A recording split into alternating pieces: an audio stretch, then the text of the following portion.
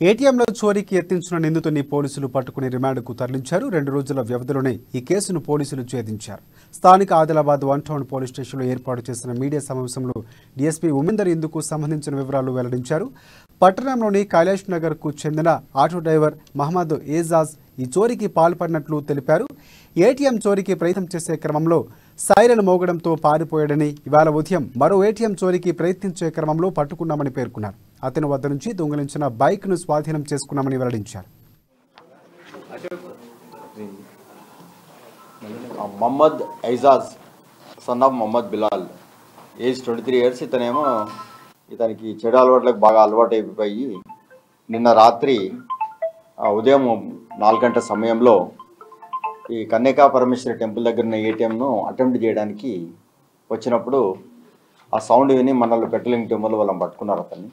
పట్టుకొని అతన్ని police station తీసుకొచ్చేసి అతని మీద అటెంప్ట్ కమిట్ థెఫ్ట్ అనే దాని మీద కేసు రిజిస్టర్ చేశారు.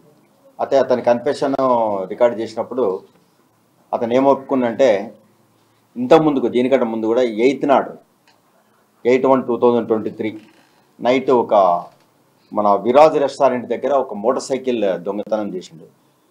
Motor cycle number AP1AC 8180.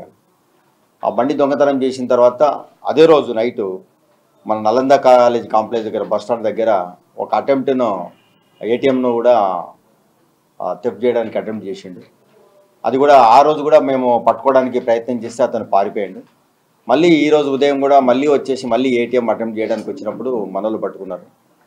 ఇతను ఏంటంటే గతంలో కూడా ఇతని మీద